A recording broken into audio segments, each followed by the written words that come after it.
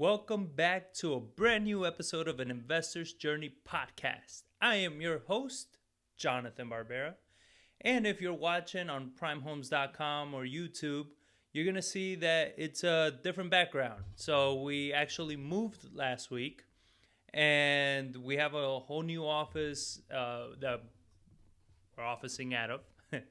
And I'm trying to set up the kind of like a better studio. I want to get either a whiteboard or maybe a flip chart or something that I can go showing you different formulas and different things that we use to implement to buy properties, to evaluate rehab and all of those things. So as the show progresses this year, you're going to see a couple changes. I'm going to be playing also with the lighting and the sound in here. So, but just wanted to get this episode out to you guys. And on this week's episode, I actually wanted to cover up why follow-up is the key to succeeding in marketing. So follow-up is a huge issue that I would say about 95% of investors do not do. Now, why is it that so many people fail in their marketing? And that's because you set out to do a marketing campaign, and if it doesn't hit the first time you do it, you don't follow up anymore. And sometimes it's not going to happen on the first try. I mean, not even sometimes. The majority of the time is not going to happen on the first try. And this is why so many of you are doing marketing and you're saying, I'm just not getting any results. And every time I ask you, well, what's your follow-up look like? Nothing. When do they follow up? Is if the homeowner reached out to them and something happened along the way, and then they'll begin to follow up after that. Maybe, right? So that's not enough. You have to follow up. Even on the ones that are not responding to you, you have to follow up. So that being said, I wanted to cover 5 tips, 5 points that you guys can implement to make sure that you're making the most out of your marketing and you're following up and you're making everything that you can to make sure that you capitalize on the money you are already spending and the time you're already investing in your marketing. So number 1, you got to plan your follow-ups, all right? You cannot just follow up whenever the heck you want. You start a campaign and you have to have a plan in place.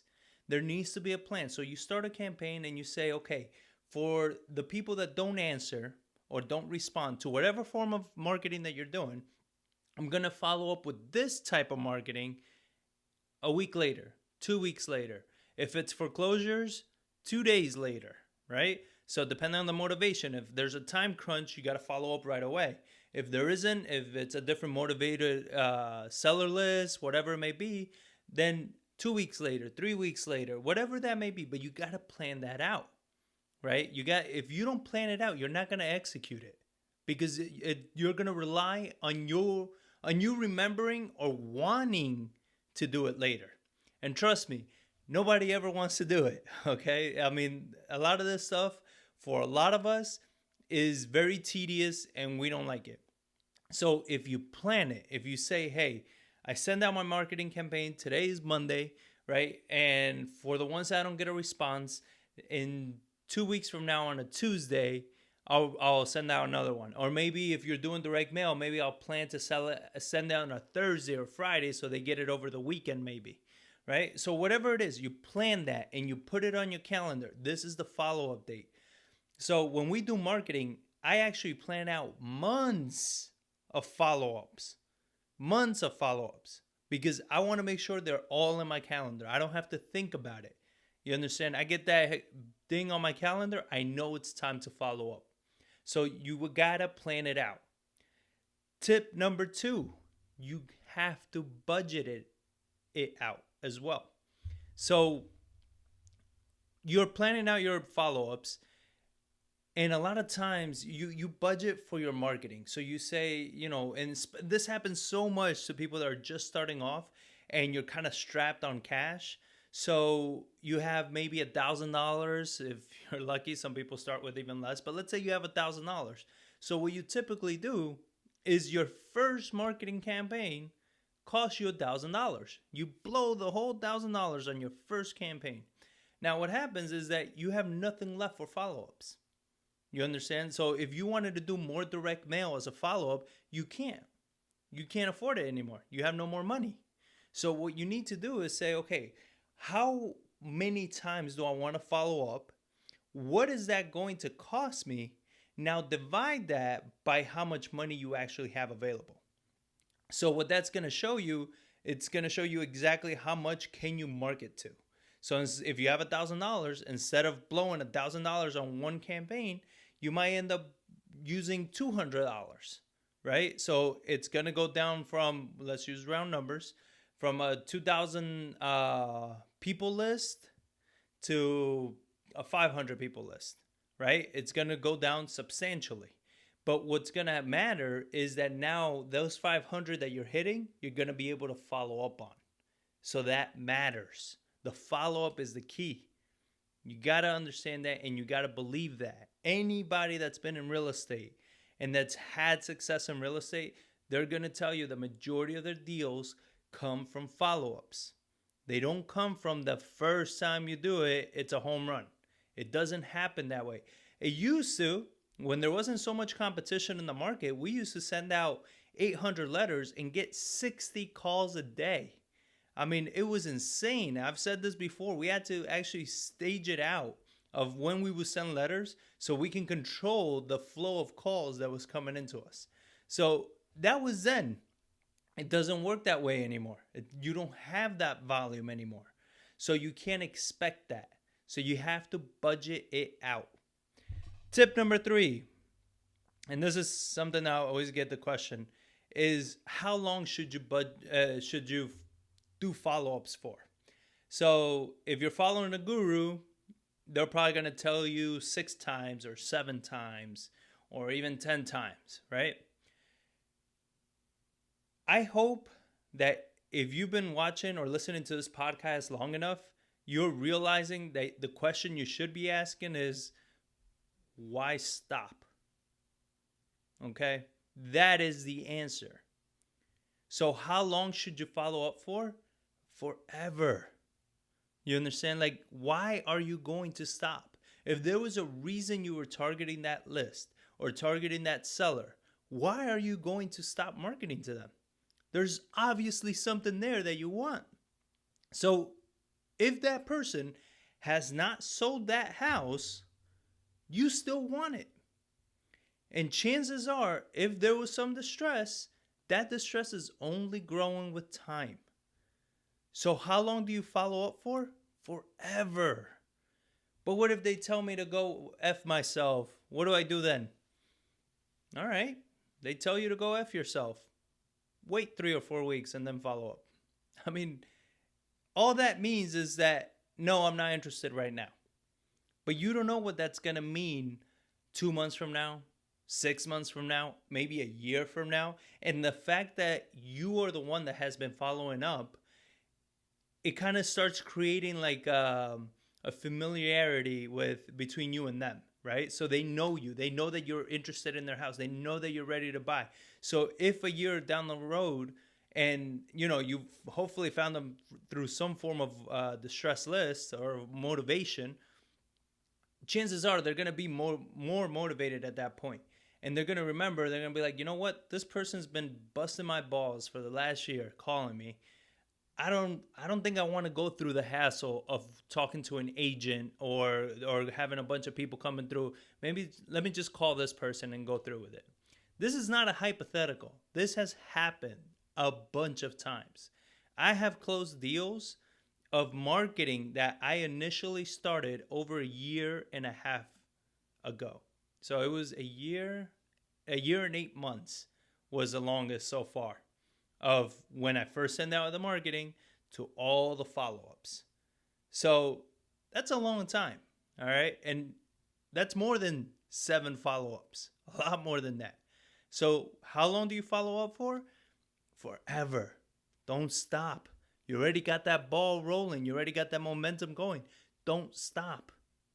Stopping is going to kill you. Don't do it. It's a way everything that you did Up to that point, up to the point of you stopping, is a waste of time. Because if you're only going to do it 3 times and then stop, those 3 hits, you just wasted time on. You wasted money on, you wasted effort on. Because chances are it's not going to happen in the first 3 tries. Because these people are getting hit by so many other investors. You understand? So never stop following up.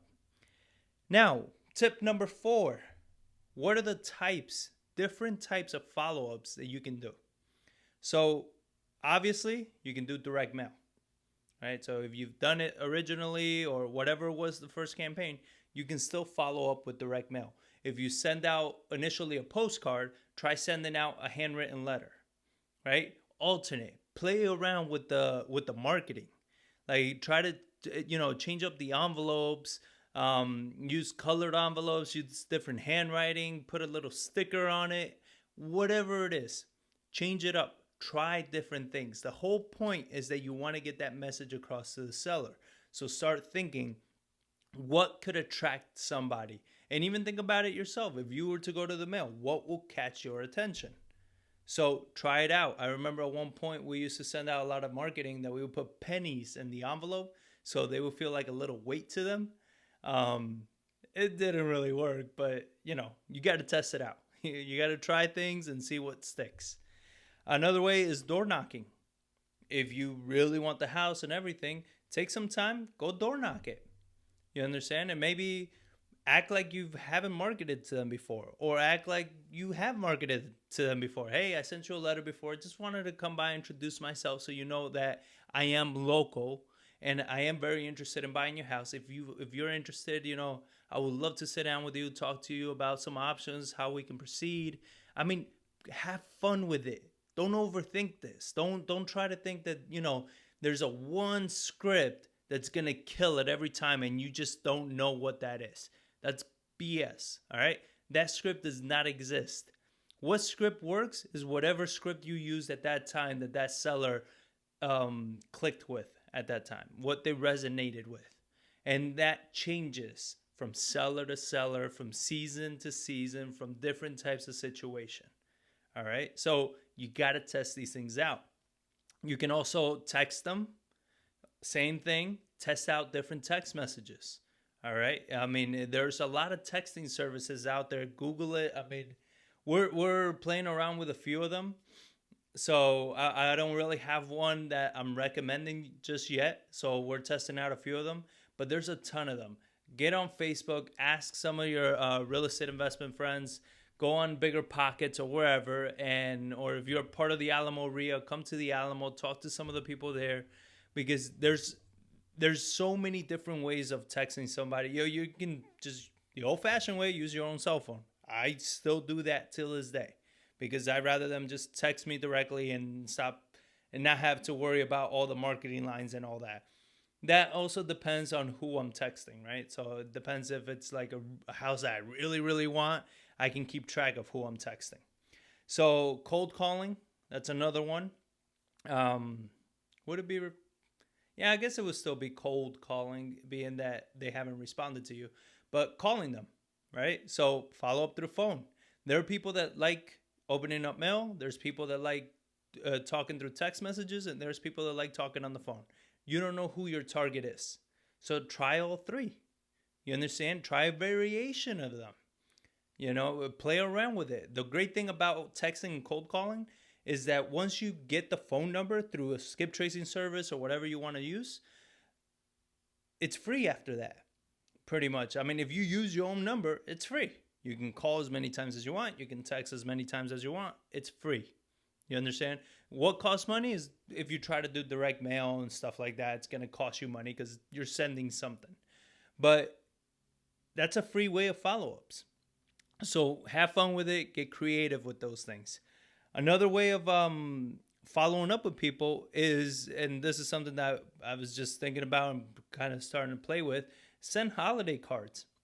You have Valentine's Day coming up. You have, whatever it is, 4th of July. I mean, send something with a theme to it. You understand? Like, it's Valentine's Day. I would love to buy your house and put up a lot of hearts on the envelope. I don't know. Play with it. You understand? That's the point of marketing. The point of marketing is that it's always evolving, always changing, always growing, and you have to grow with it. You cannot stick to that same yellow letter with red pen that the gurus were pitching, 5 years ago.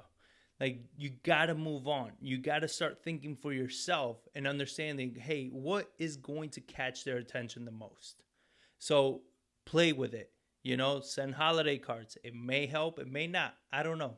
Test it out. And final tip number 5, test out different scripts when it comes time to follow-ups.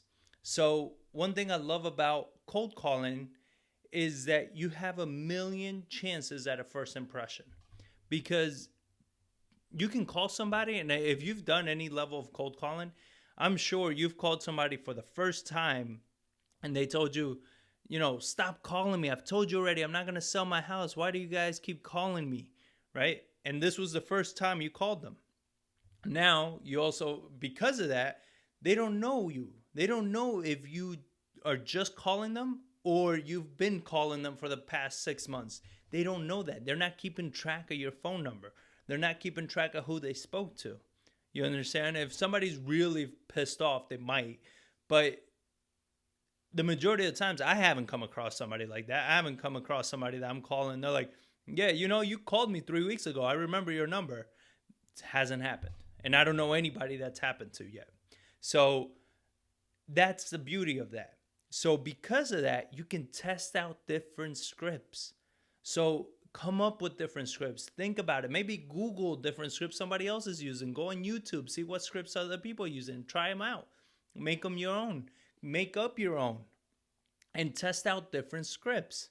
You understand? Because you don't know how people are going to react to different messages. Maybe you're just saying, I want to buy your house. That's not enough. Maybe, hey, are you looking to move somewhere else? I can help you move and at the same time take over your house. Whatever it may be, I can buy your house and help you move. I can buy your house and pay for your move. I mean, just test it out. Get creative. What pain points could somebody be facing? What could be some of the inconveniences of selling their home or moving or whatever it may be? Think about it and test out different scripts. This is going to help you. So those are the 5 tips I have for you guys. I mean, those are all based on things that we do in and out of our business continuously. That's how we run our business, and that's how we teach everybody else to do it, to find deals and stick with it. A good service that's free is Podio. You can use Podio to keep track of everything. You have to track it all because you don't know. Again, it's going back to step number 1. You got to plan your follow-ups. As you plan them, you got to be able to track them. So Podio is free up to a certain extent. I think if you want to automate stuff, they start charging you for it. But if you do it all manual, it's all free. You can input all the properties in there. You can input when you hit them up, what the responses have been, what scripts you've been using with each property. You understand? And yes, that may sound tedious and very time consuming. And if it does, to a point where you're like, man, I don't know if I want to do that, then you should be thinking twice of whether you want to be in this business. All right? Because this business is not easy. It's not meant to be easy. It's a business. No business is meant to be easy. You understand? Because if it was very easy, it would not be generating the income that you're looking to generate. It takes work. You understand? If you're not willing to put in the work right now that you don't have anything, you're definitely not going to put in the work later. You understand? It's just not going to happen. You're not going to grow. If all you're trying to do right now is automate your business as quickly as possible, and I've done an episode on automating your business and why it doesn't work, you're just not going to succeed because you don't know what you're automating. You don't know what you're trying to make easy. You haven't done it yet. You understand? So take the time, learn the process. The more you learn, the better you get, the better it's going to be to outsource, teach other people, and automate. So I hope you guys enjoyed this episode. I hope it's helping you guys. I have a couple more that I'm thinking of starting. I was thinking of doing more of a series on wholesaling. So maybe going through all the phases. I don't know. I'm toying with different ideas. Shoot me a message. Let me know what you want to hear. If you want something like that, if you want something a little higher level, maybe on flips or rentals or whatever it may be, just let us know and we can put that together for you. So I hope you guys are subscribed to our YouTube channel and you're signed up to our newsletter that goes out weekly. And I hope you guys are enjoying it. Leave me some comments, send me some emails, whatever you want to hear, whatever questions you have, we're here to help. So I hope you guys are enjoying this and hope you guys have an amazing week. And I will catch you guys on the next one.